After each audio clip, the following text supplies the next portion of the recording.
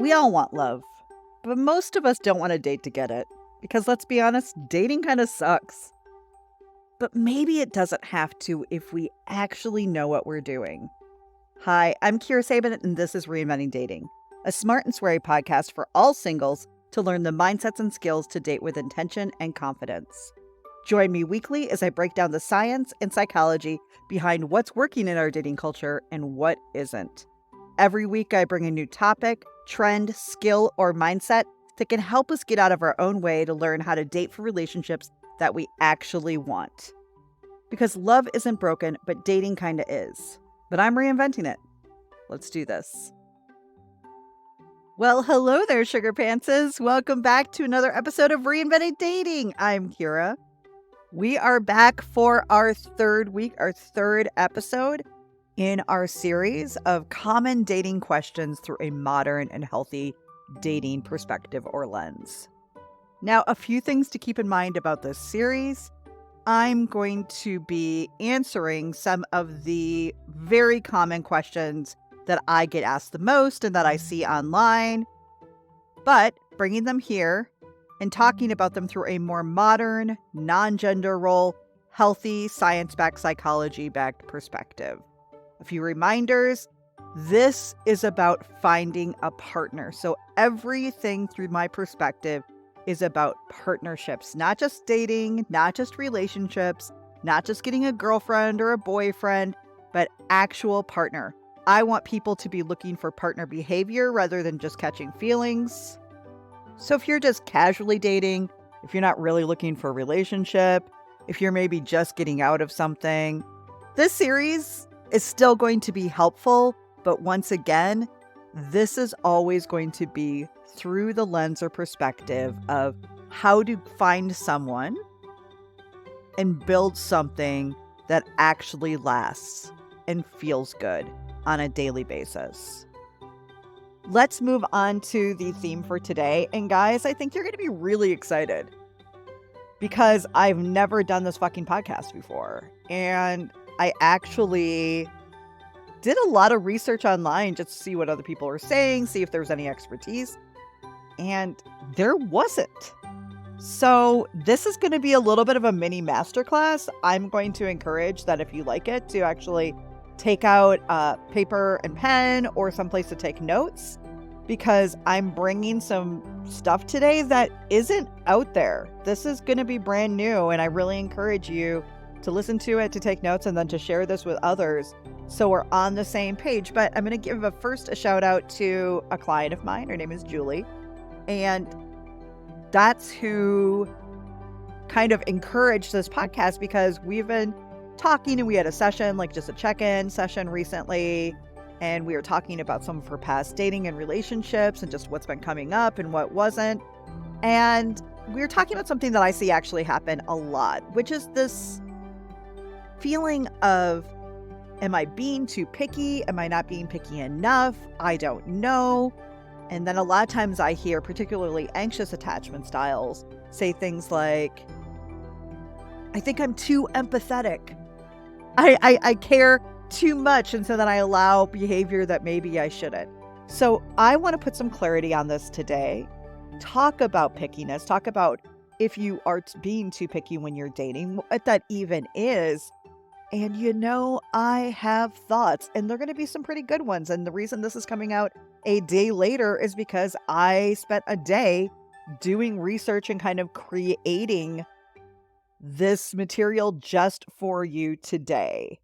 And I do want to say that I have created a mini half day. If anybody is interested, it's like secret menu shit, right? So if you reach out to me and go, hey, Kira, I'd be interested in maybe doing this work with you for a half day, let me know. Off the menu, secret menu. This is just something I'm going to offer to my listeners. If you think that after you listen to this podcast, you might need this work, I'll tell you about it at the end. But let's get into it. So the first thing I did, which is sometimes the very first thing I do for a lot of these podcasts, is I Google, am I too picky in dating?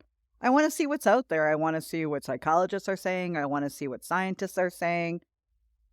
And amazingly, there wasn't a ton of thoughtful, helpful information from psychologists and scientists like there usually is.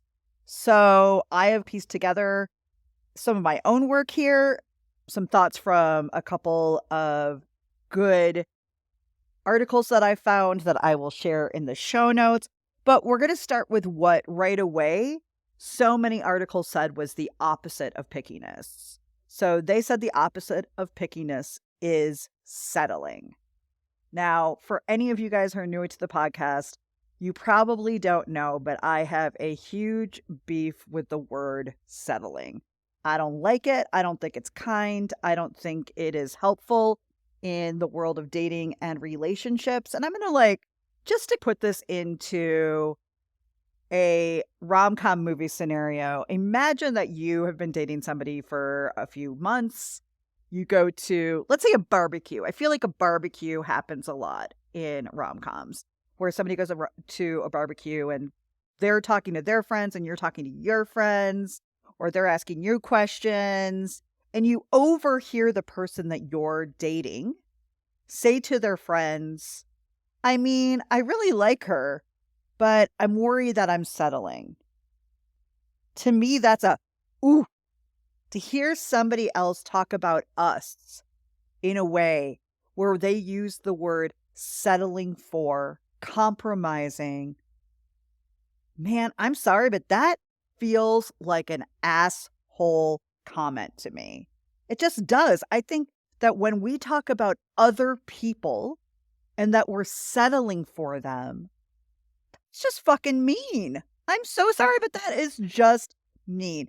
And I'm going to right away throw out a different word that we should be using instead. And that word is choosing. Now, here's why. I feel like settling is very passive. A lot of times when we hear people talk about settling and it has to do with dating or relationship, they're like, well, that didn't work out because I really settled.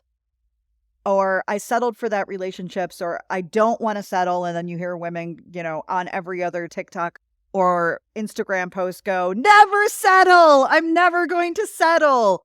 I also find that those are people who tend to be single a year or 2 or 3 or 4 years later, still shouting the same thing. So I get it. And I'm going to tell you in just a little bit why I know it, why I get it, why I see this happening in our society. But once again, I don't like the word settle because we are never settling for another human. And the word I'm going to encourage instead is choosing. Settling is passive. Settling kind of goes, oh my God, I don't know how I got here. Wait, how did I end up with this person? What happened? It's like I fell asleep and I woke up in a relationship that I'm really unhappy with. That's not the truth. That's never the truth. We chose that relationship. And the minute we take the word settle out and we put the word choose in or chose, it changes the feeling quite a bit. Instead, if we say, why did I choose that relationship? When we say to ourselves, why did I choose that relationship? We can start looking at our role. We can start looking at what we didn't like and when it showed up. How to notice it moving forward. Making sure that these qualities and that person are not qualities that we are letting in again. Because if we are not feeling seen, if we're not feeling heard, if we're not feeling loved, and vice versa, right? Meaning they're not feeling seen, they're not feeling heard, they're not feeling loved, then this isn't working. Then it's not about settling for something. It's about instead wondering why we're actively choosing a person or relationship that isn't working. That really changes that vibe. That really changes that feeling. And one is going to be helpful. And another one leaves us in this victim place of, well, I guess I just settled. I guess I won't settle next time. And then we put crazy hard rules on things.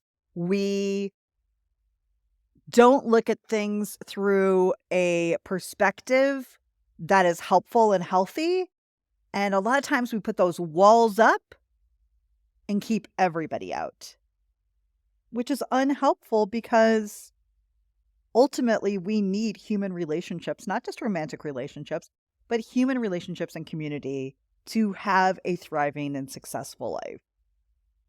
So we don't want to keep people out, or we don't want to keep people at such an arm's length that nobody ever sees us or gets in or knows how to love us or take care of us, because that's a problem. So let's talk a little bit about when we get picky, what's really happening there. So Dr. Chloe, and I'm going to share this article in the show notes, said something that I thought really, really made sense. And I'm going to read that to you right now. So this is what she says. I'm always surprised at how many capable, intelligent women whose goal is to find a life partner will actually disqualify an eligible bachelor because he's bald or short or for other superficial reasons. I found that my clients usually do this for two reasons. Number one, insecurity. I think women who are insecure, and I'm going to use the word low self-worth, about their own looks might be more likely to use their partner's looks as a way to bolster their feelings about their own appearance. My most gorgeous female clients actually tend to be quite happy being the pretty one in their romantic relationship and finding qualities like strength and character, reliability, generosity, protectiveness, kindness, and intelligence to be the most important in the mate. If you find yourself judging men too quickly based on looks, explore how you feel about your own appearance. Now, one of the ways that I've seen that come up is when I talk to my clients about maybe somebody who is shorter or maybe somebody who is smaller than them. As a plus size woman, Danny is a lot smaller than me. And we have been raised that strength or being taken care of is somebody being able to put their arms around us or being able to maybe lift us up. And that isn't necessarily a reality if you are a plus size person, if you are maybe taller than your partner. But as you'll hear me break down in a little bit, that has no actual effect on your relationship. Whether somebody's losing their hair, whether somebody is thinner than you or shorter than you or just a little bit taller than you, none of that actually affects the outcome of your relationship. The other thing Dr. Chloe has to say, the second thing is society's expectations. Maybe it's the pressure of a society that makes some women think they can and must have it all.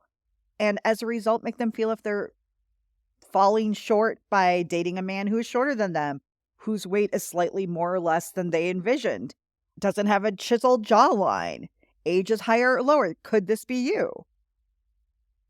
I find, going and just kind of riffing off of that when we don't know ourselves very well, when we don't know what we actually need, when we have a lower self-awareness on what makes us feel good and thrive in a relationship, when we don't ultimately understand what makes healthy dating and relationships, we can really make choices off of very silly reasons that are unhelpful to us.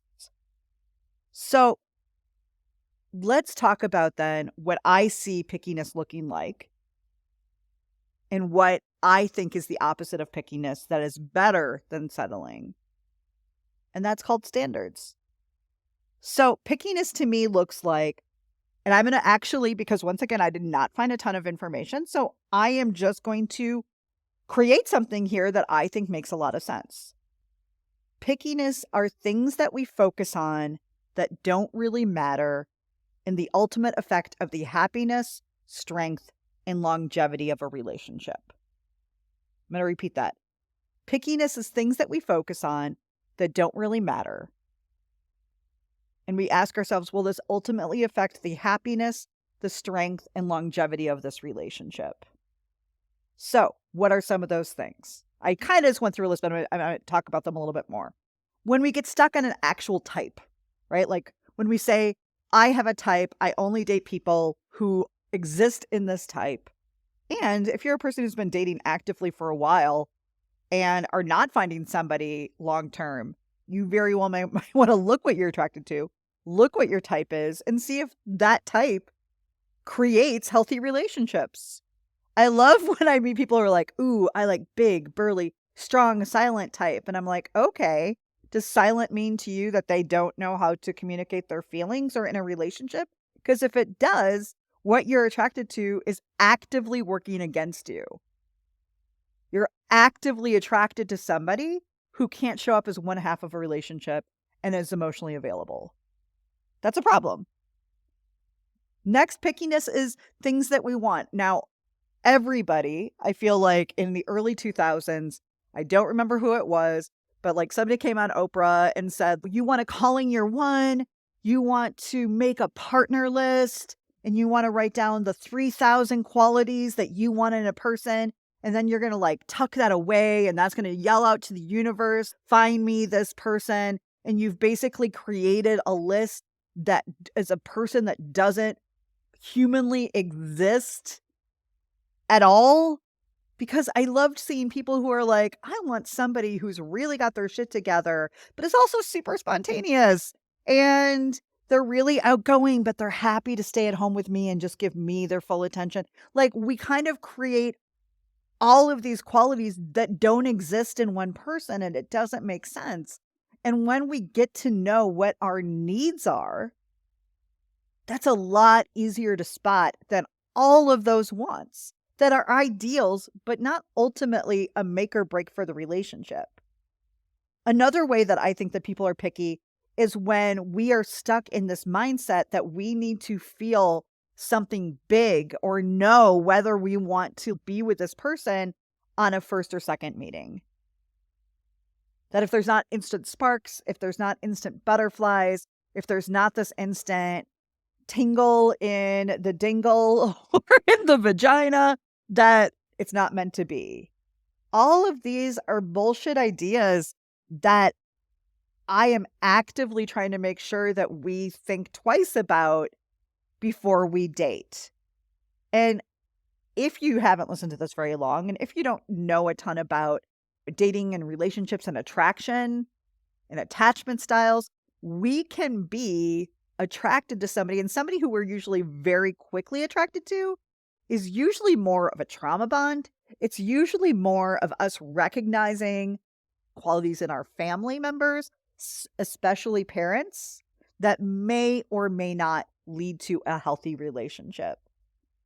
One of my long ago coaching friends who also talked about dating and relationships used to love to say the expression, my picker is broken. And I've said it over the years. And I think that we do feel sometimes like our picker is broken. And we laugh about it and we joke about it. But if we grew up in a pretty tumultuous household, if we were never role modeled a healthy relationship, if we dealt with sometimes trauma, abuse, neglect, we do have to look at who we're seeking, who we're choosing, not settling for, but choosing, because you're probably going to be choosing from what you know versus what is healthy. Another thing that I see people picky about is just what I was talking about with Dr. Chloe, is clothes or haircut or height or baldness. And I mean, I'm now 50. So it's all a little wiggly wobbly over here. I feel like sometimes the extreme pickiness is a young person's game, because as you get older, there's going to be hair on parts of your body that you were not expecting. Now that I'm in perimenopause, I have hot flashes. When all of a sudden Danny will see me and open up the window or door for me, he'll know from the look on my face.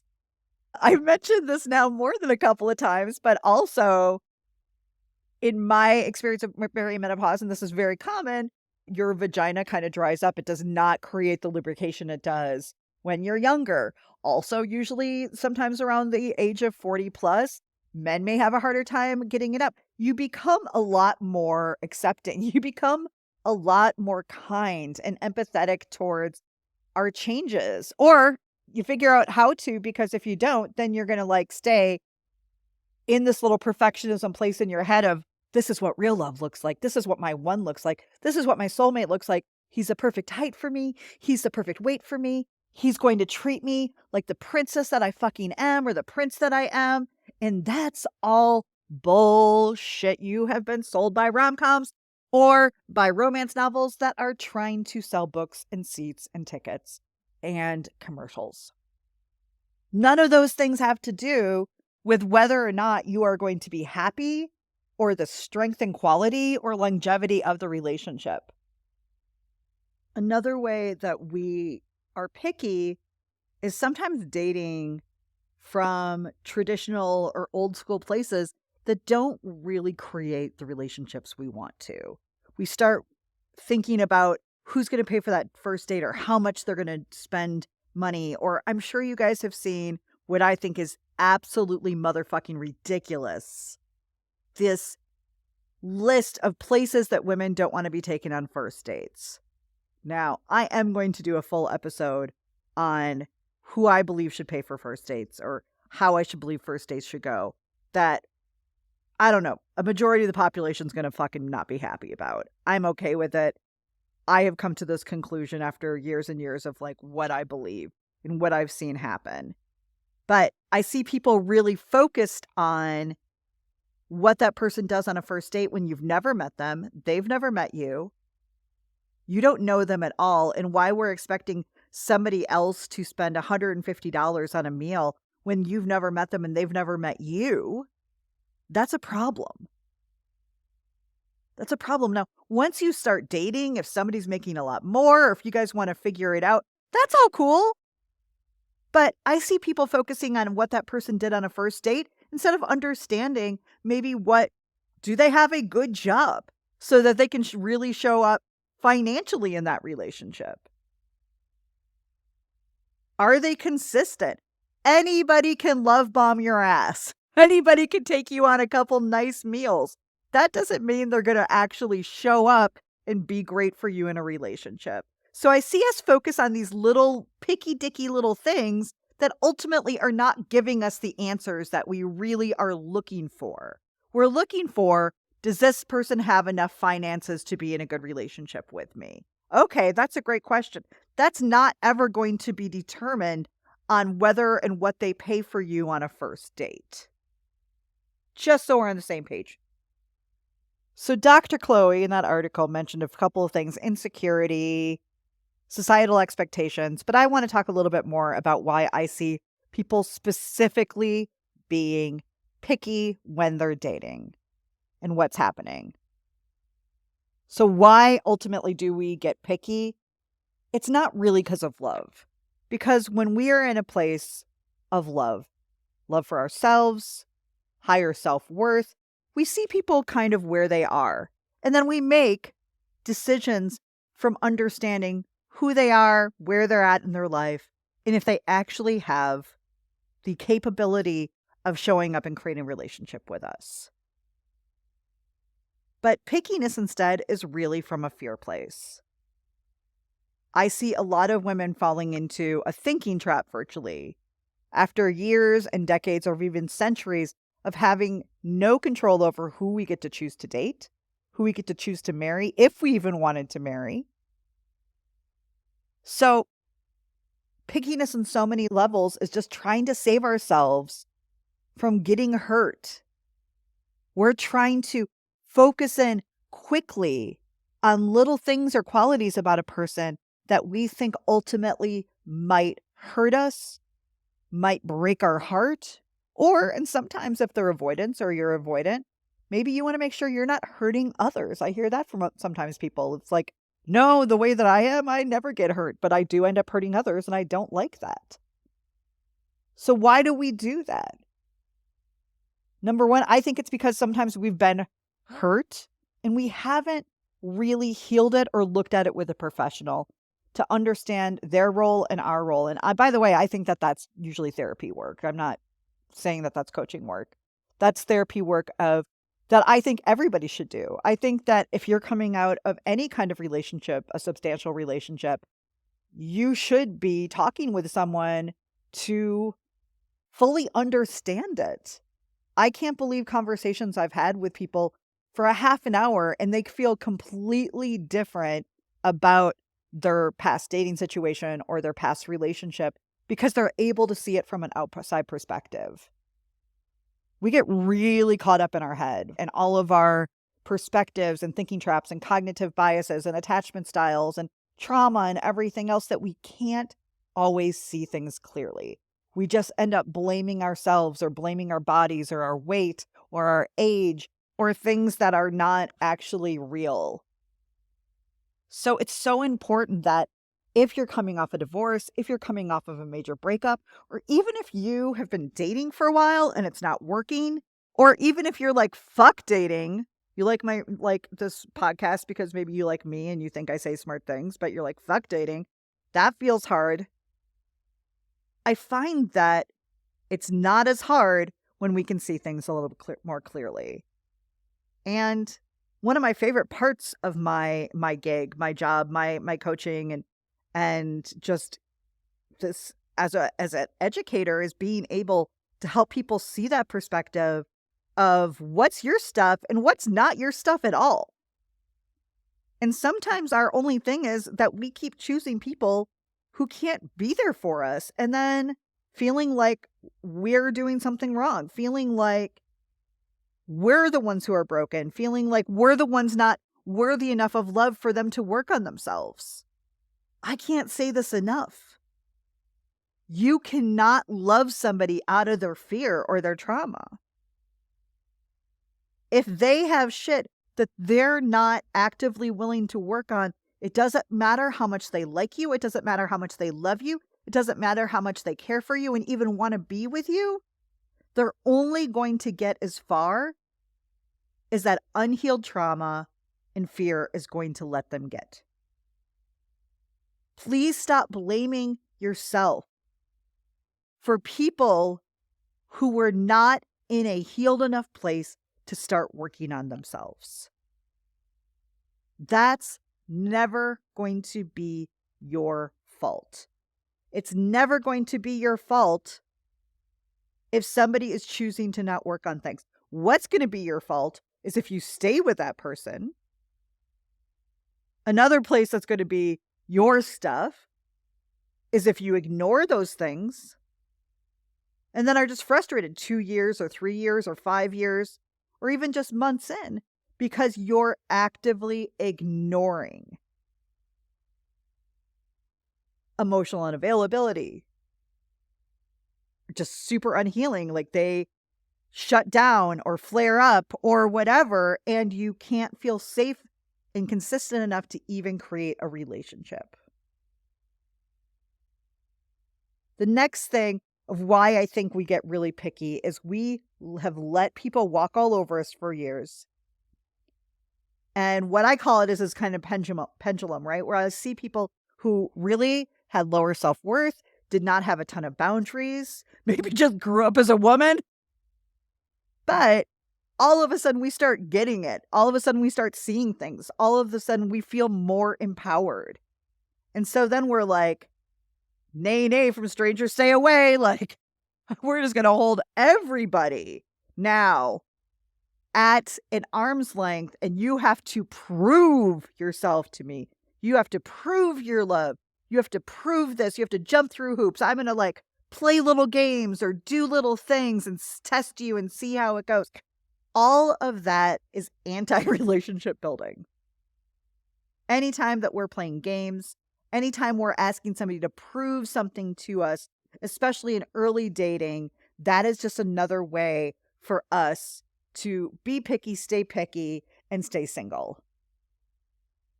And instead of learning how to build boundaries, many of us move and start building a wall that we don't let people through because after years and years and years of being hurt and taken advantage of and feeling like we've been walked all over, that feels better. And here's the deal. If you're in that place in your pendulum, I get it. I fucking get it. I saw it.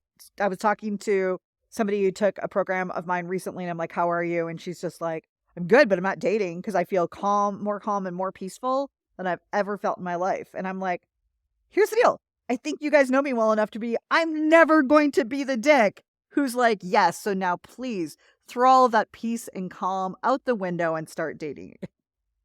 No, but if there comes a point where you want to start dating again and you feel like the moment that somebody else comes into your life that you cannot have peace and calm, that means that there's some work to do.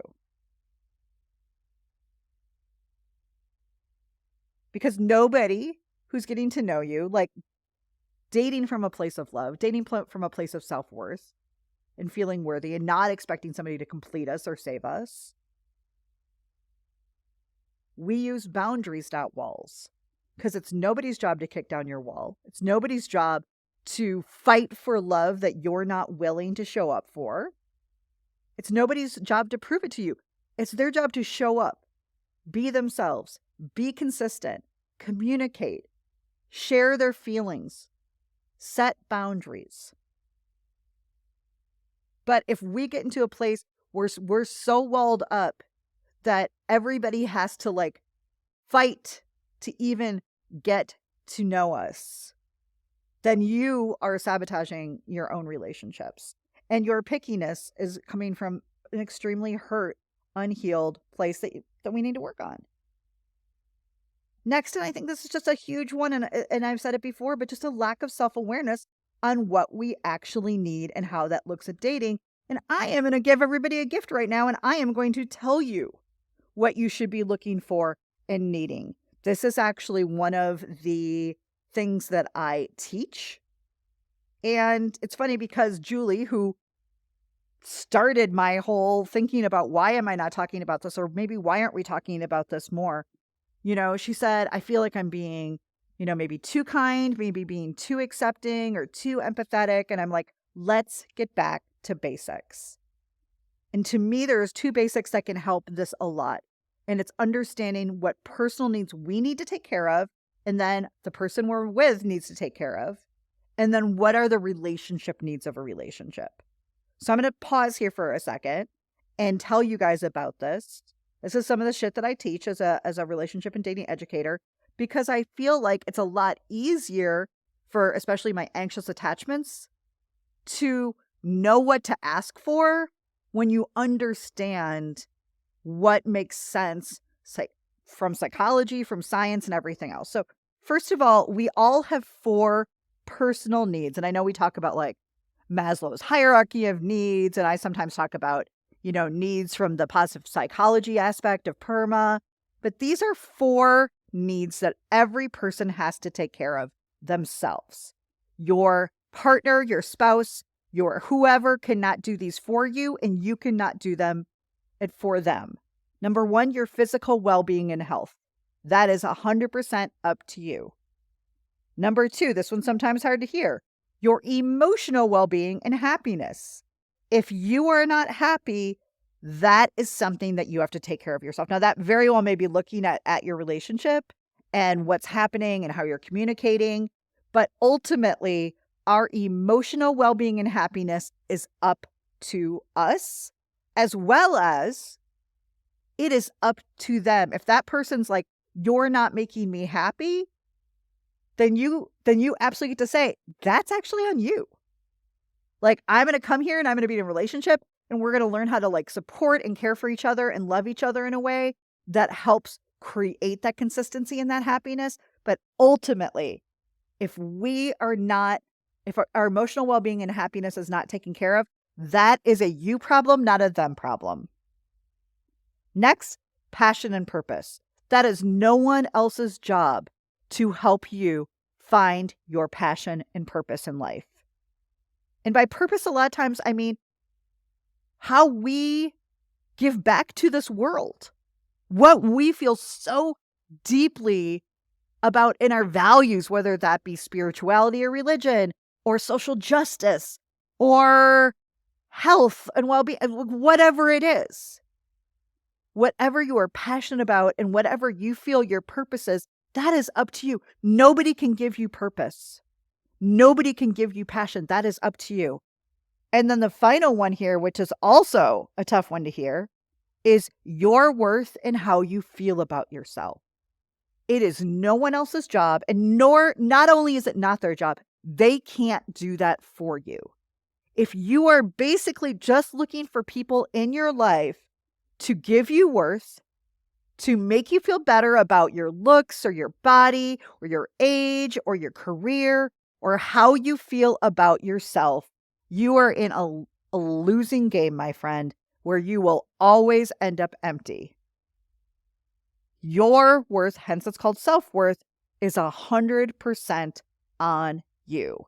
And I think that probably one of the biggest reasons that we're either alone or lonely or in shitty relationships is because we continue wanting other people to make us feel worthy, to make us feel beautiful, to make us feel attractive, to make us feel like we are normal or better than others. I don't know. But when we are looking for other people to do that for us, we are fucking ourselves. I cannot say it any better. So those are your 4 personal needs, and that is their 4 personal needs.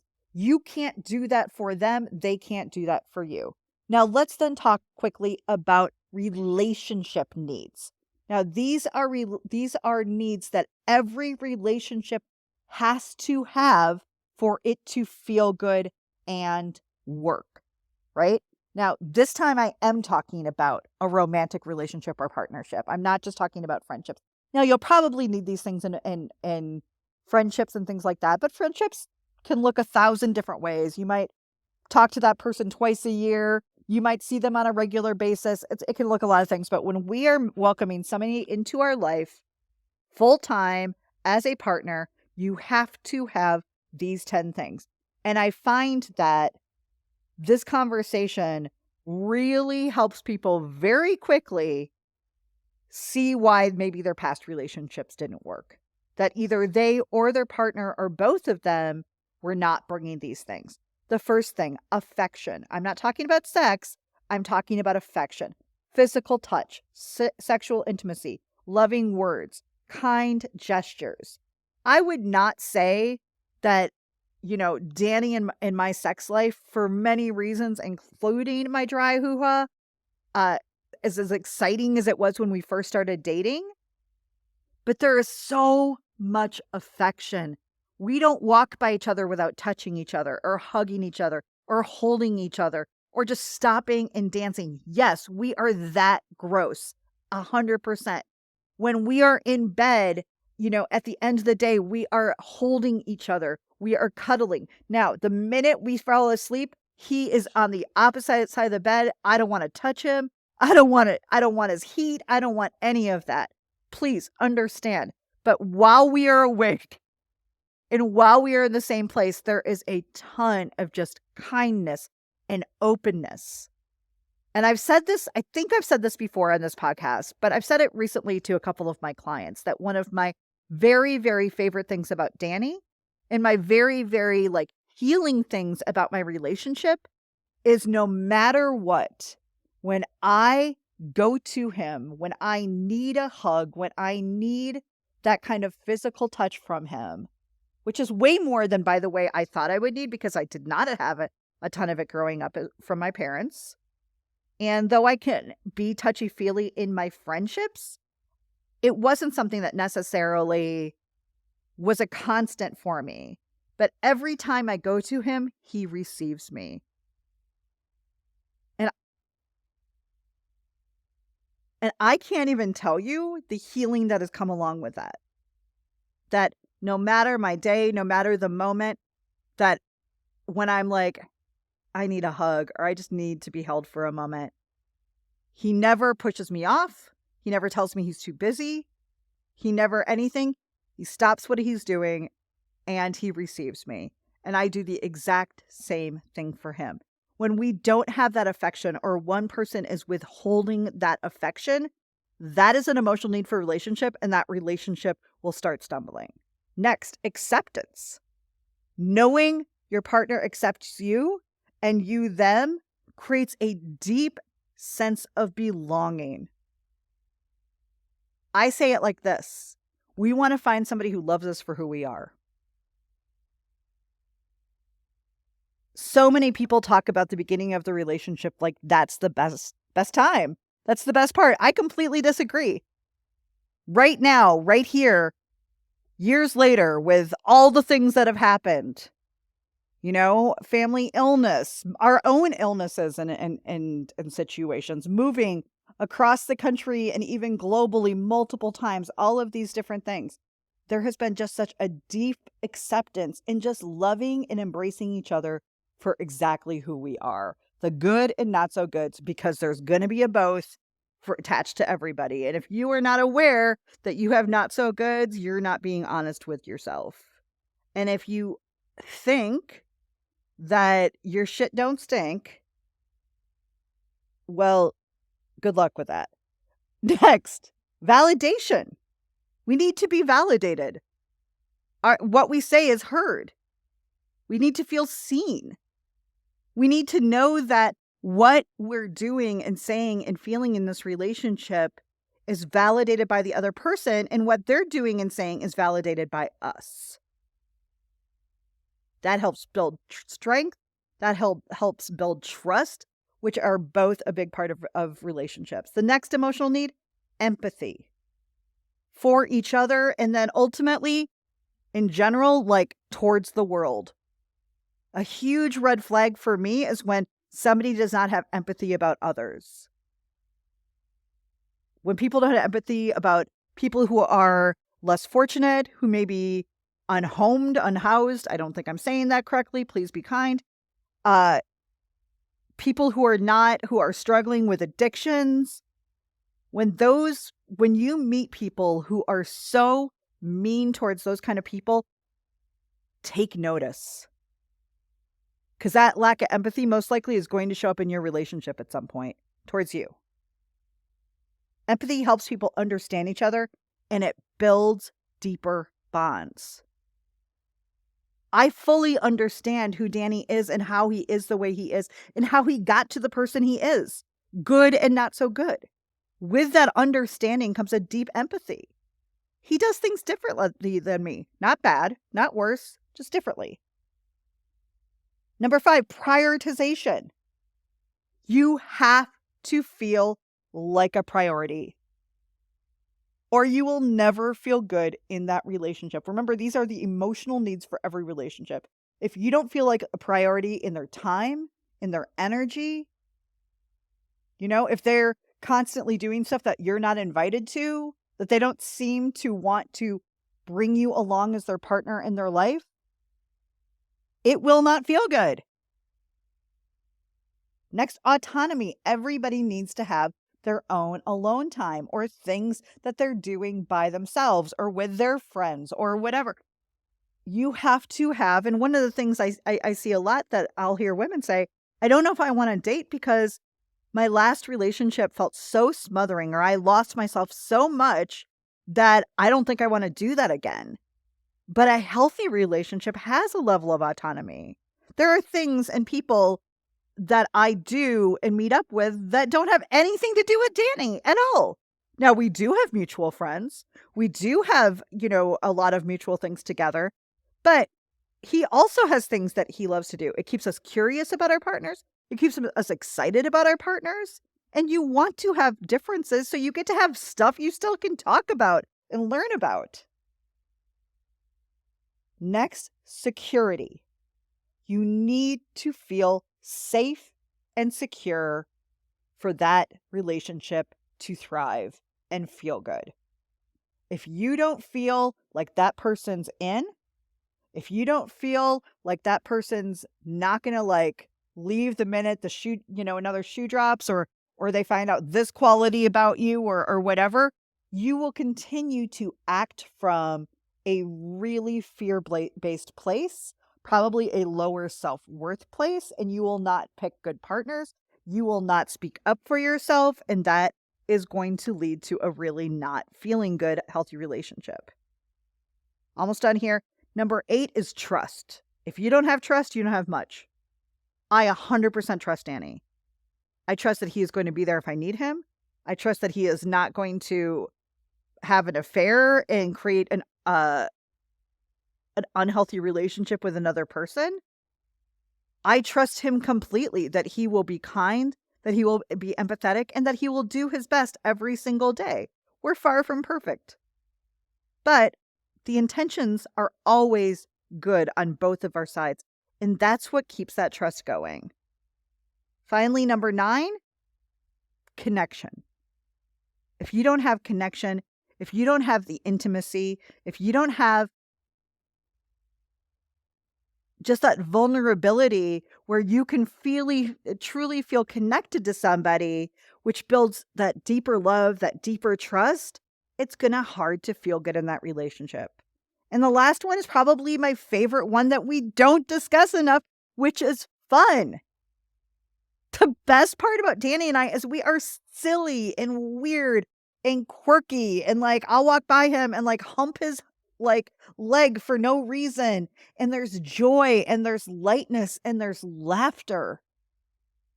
And it's not about him being funny or me being funny. It's about us having fun together. You know, we'll play video games because we have fun. We'll play, trivia on the TV because it's fun. We play board games. We do different things to keep fun in our relationship, because otherwise sometimes, like with life, I don't know if you guys looked around, but life is a little fucking weird and this world is not in its best place. It can all feel very, very heavy. And because sometimes when we want love and dating a relationship so much, it can feel so heavy. And that's not the way love should feel. That's not the way dating should feel. And I think that it's our expectations, it's our assumptions, and it's our fears that are keeping it feeling heavy. And that leads to the pickiness. So I hope that you are able to write some of those down. And as your unofficial coach over here, I just want to say that if you're having a hard time maybe seeing your role or their role, sit down with that list of the 4 qualities or the 4 emotional needs that are personal and the 10 emotional needs that are in a relationship, and see what was missing. I want to hear from you. Kira@reinventingdating.com. I want to hear what comes up for you. Were you missing prioritization? Were you missing trust? Were you missing intimacy? Once some of these things start going, it is hard to feel good. And that's exactly why we do this work, so we can look back just really smartly to look at maybe if I wasn't a priority in the past, how can I and what am I looking for moving forward that I can be a priority in the future? But also being able to identify love bombing or somebody coming on so strong that it doesn't make sense. So if those are the things that we need, and I talked about things I see that we get picky on,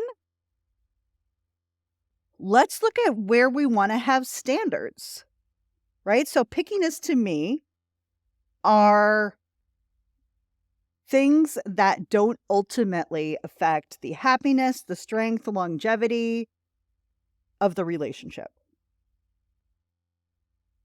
So if we don't want to be picky, we do want to have standards. And standards then are the things that do matter. They are the things that will make or break a relationship. And once again, I'm going to kind of throw out some things here, but a lot of these are individuals. We're not dating a gender, we're dating a human. So we do have to ask questions. We do have to observe behavior.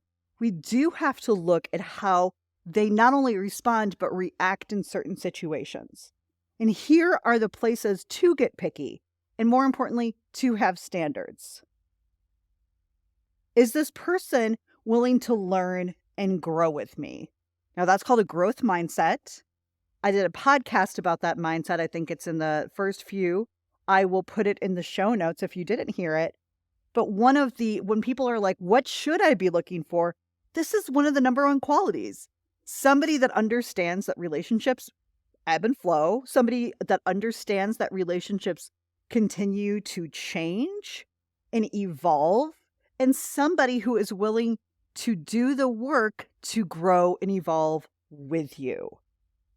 Now, one of the things that we see come up with the avoidant attachment style a lot is a bit of a belief in fairy tales. So they will put you on a pedestal, or they will think you are the one or their perfect person until one small thing goes wrong, or they find something that they want to be picky about, and then all of a sudden they're out. That is a common quality of the avoidant. So we want to slow down and make sure everybody's watching the other person, so we don't be throwing some people into a fantasy in our head, and then when they become a real person, we're disappointed. No one is ever going to measure up to your fantasy. They're not. But here's the deal. Your fantasy doesn't love you. Your fantasy isn't the one taking care of you when you're sick. The fantasy isn't there to help just with the days and ins and outs of fucking life. Your fantasy's not going to have to help you, like, work with your mom when she's having a moment. Your fantasy is not going to be going to events with you and parties that maybe neither of you really want to go to. That fantasy is how we keep ourselves single. And when we are picking people or being picky to hold them up to a fantasy, that's just a way that we stay single. And if you want to be single, that's totally cool. But if you say that you're actively looking for a relationship, if you know you're looking for a relationship, then we have to have standards. So besides, are they willing to learn and grow with me? Do they understand that relationships take time and energy and consistency, which is number 2? Are they consistent? Do they show up when they say they're going to show up? Do they call when they say they're going to call? Do they text when they say they're going to text? When you go to a date, are you constantly waiting for them? And that's annoying as fuck. Are they consistent? Because as much as we all might maybe love the highs and lows of emotions, mostly the highs, the consistency is what keeps love going. The consistency is what creates security and safety in a secure attachment style. Consistency is what creates trust. All of the needs that we just learned about for a relationship. If they're not consistent, that's a problem. Now, by the way, somebody does not need to be texting you every fucking day when you have just met. That's not necessary. But if you're now in month 2 or 3, and this is not creating more of a consistent seeing each other, creating more of a consistent communication, then you might want to step back and ask yourself if this is really going somewhere. Next, here's another place to have standards. Do they break my deal breakers? I remember first hearing about deal breakers, especially on 30 Rock with Liz Lemon, and how funny that was. But I actually think it's a great standard. And how I describe a deal breaker is knowing the things that are so important to you. So maybe that's the type of relationship goal. Maybe that's long-term and monogamy. Maybe that's having a family or having kids or not having kids, or religion or political values or different things like that. But that they're so important to you that no matter how cute and charming and great kisser and how much somebody makes you laugh, that it's ultimately going to break the relationship. So hence deal breakers. That is individual. Now there are a couple of things that are instant deal breakers for me. Abuse, addiction. Those are instant. You don't have to put those down on your deal breaker list, because both of those are going to stop a relationship. But besides that, those are very individual things, and they are things that you should know. That is something that I actually do with my clients. But if you don't have a deal breaker list that you can 100% stick to, no matter how fun and charming they are, then that is a concern, because those are your standards. Those are things that are so important to you that they are a must in your relationship. Next, your relationship goals. I think that we need to be discussing relationship goals. I know we want online dating to do that. And sometimes people say, I want a relationship. And then you're 2 months in and then they're like, I guess I don't want a relationship. And then we are like, maybe you just don't want a relationship with me. But all of that's more attachment style than anything else. However, if you know what kind of relationship you want, whether that's casual, whether that's monogamous, whether that's long-term, whether that's poly. I actually have no judgment over what kind of relationship any of my clients want. I want them to date in a way to get them into that relationship. So if your relationship goal looks like long-term monogamous relationship, and I'm bringing that up because that is the majority of people I work with, and that's not everybody's relationship goal. But if it is, then you need to be making sure that the person you're dating is also looking for a similar thing. Because if you're not sure what they're looking for, if you're not sure if it's the same thing as you, why are you spending weeks, maybe months, maybe even years with somebody who doesn't want the fucking same thing as you? And that doesn't mean they're wrong or you're wrong. It just means it's different. But these are ways that I see, particularly women, breaking their own hearts because they keep putting themselves into relationships where they don't ask for what they need. They never define the relationship. And they're a year and a half in, and they still don't know what the fuck it is. Please don't do that. Please don't do that. That shit kicks our asses, and then we have to heal from it. Next, different values, and they can't accept yours or you can't accept theirs. Everybody wants to have stuff in common, right? That's such a big thing when we talk about dating. I want to have a lot of things in common. That's a great thing. It's not the most important thing. The most important is values. Boring, unsexy values. But values are the way we see the world. It's what we think is important in the world. It's what we prioritize on the day-to-day basis. So you can imagine if you guys have different values, how that's going to fucking take down the relationship at some point. If religion is a major value to you or your spirituality, and it means nothing to the person you're dating, and they can't respect it, that's always going to be a thorn in your relationship. That's always going to be a problem. Now, you can have some different values, but you have to be able to accept each other's values. And that's highly fucking important.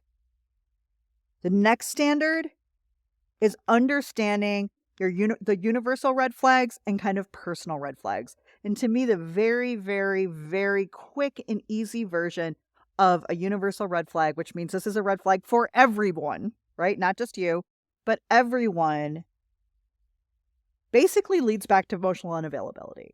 A red flag is basically a way that a person is showing you that they are not ready for that relationship or they're not emotionally available enough to be in that relationship. I teach this shit, so you know. Finally, can they express their thoughts and emotions in a helpful way? They don't have to be perfect about it, but they're open to it. They're open to communication. They're not telling you that you're feeling too much or you're thinking too much. And most of the time we're feeling too much and thinking too much because we're not getting the information that we're looking for. We're not hearing from the other person what we need. Now, maybe that's because we're not asking, but it very well may be because they don't feel comfortable talking about it. Finally, the last standard that I'm going to talk about, and there's quite a few, but the final standard I'm going to talk about is conflict fucking resolution. If you do not know how to work through a problem, that problem will keep coming back in your relationship. It'll become a part of your power struggle, and you will never fucking get through it. If you both do not know or are not willing to learn how to fight in a way that actually works and you both win,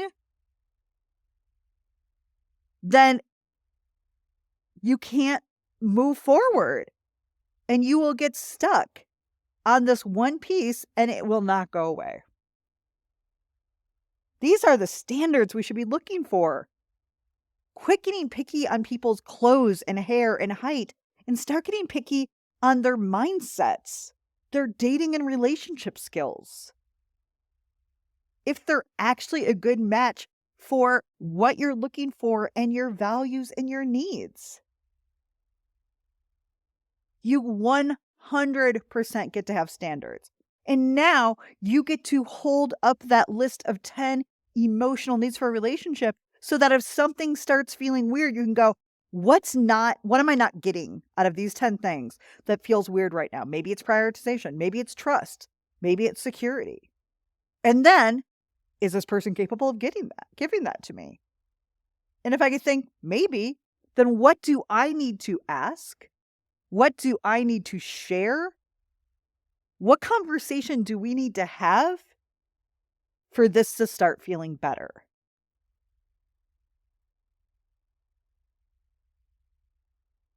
I hope that this podcast blew your mind a little bit. I hope that even if this is the first podcast you heard from me, you realize there is so much that you can do and learn before we date or before we get into relationships that can make this easier. Love is not broken. Dating isn't even really broken. We just don't do it very well. And it's vulnerable and it can feel scary putting ourselves out there. But I will say it once and I'll say it again. All of this gets a shit ton easier when we know who we are, we know what we need, and we know how to date to spot it in real life. These are information, mindsets, and skills you can build at any age. That's exactly what I teach. And if this really stood out to you that, wow, you didn't really know about emotional needs, that you don't really know your deal breakers, that you're not sure of your values, that you're not sure of any of this stuff, I'm going to put together a little half day one-on-one. And if I know enough people are interested, I'll even do a day workshop on it. I'm just not putting stuff out there because people aren't signing up. So if I know that people want this, I will create it.